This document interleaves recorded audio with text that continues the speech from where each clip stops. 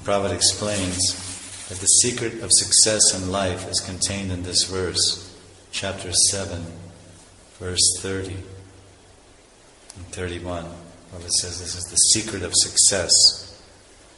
Guru shushushaya bhaktya sarva labdar panena cha sangena sadhu bhaktanam ishvara radhanena cha sharya tatkatayam cha kirtaner guna karmanam tatpadam buruha dhyanat talingek sharhanadivi. Translation: this is the secret of success. One must accept the bona fide spiritual master and render service unto him with great devotion and faith. Whatever one has in one's possession should be offered to the spiritual master. And in the association of saintly persons and devotees, one should glorify and worship Lord Krishna. One should hear the glories of Lord Krishna with faith and glorify the transcendental qualities and activities of Lord Krishna. Always meditate on the Lord's lotus feet and worship the deity of the Lord strictly according to the injunctions of the Shastras. Purport. To practice Bhakti Yoga, one must first accept a bona fide spiritual master. Bhakti Rasamrita Sindhu explains, Guru Parashayas Tasmat Krishna Dikshadi Shikshanam Vishrambena Gurur Seva Sadhavartmanavartanam. A student should be very inquisitive and eager to know the complete truth about Sanatana Dharma. This verse says Guru Shushushaya. This means, what does this mean in verse 31? The word or phrase Guru Shushushaya means the disciple should personally serve the spiritual master by giving him bodily comforts, helping him in bathing, dressing, sleeping, eating, and so on. This is called Guru Shushushanam. A disciple should serve the spiritual master as a menial servant. Whatever the disciple has in his possession, he should dedicate to the Guru.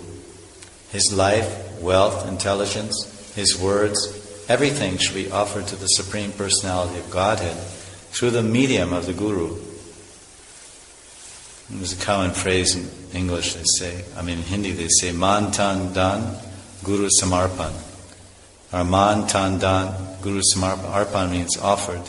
Completely, everything should be offered to the Guru. Our mind, thinking, feeling, willing, our tan, our body, and our dan, our wealth, our possessions, our abilities, our skills, our talents. Everything should be offered to the spiritual master as a matter of duty. But the offering should be made to the spiritual master with heart and soul.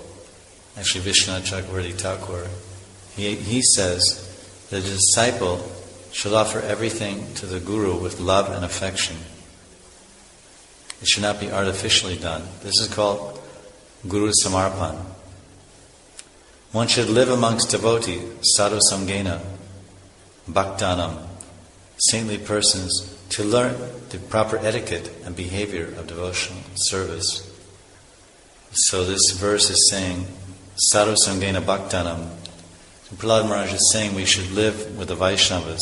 So why should we associate with Vaishnavas?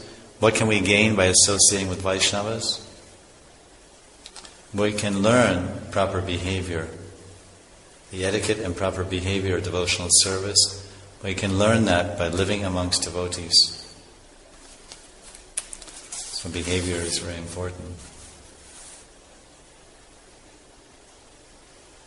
By following the instructions of the spiritual master and the Shastras, the disciple attains the stage of devotional service and he becomes unattached to material possessions.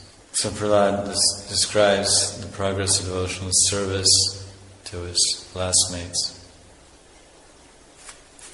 And the devotee becomes very advanced at the level of bhava and prema. He cries out, Hari, Jagatpati Narayan, like a madman. And Prabhupada translates this Sanskrit, Hari Jagatpati Narayan. He says, when the devotee, he becomes careless of social etiquette and loudly chants like a madman, Hare Krishna, O my Lord, O Master of the Universe. This is a platform of ecstasy or bhava.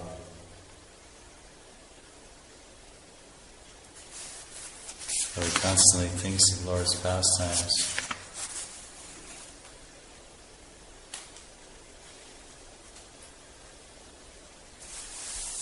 And then there's a verse here at Hoxajan, verse 36, and Prabhupada explains that this is the result of deity worship. The deity worship will help the disciple keep his mind always engaged in the absolute truth. And one is constantly engaged in the service of the Lord's deity form and thinking of His lotus feet and how to please Him and satisfy Him. One will be automatically freed from material contamination.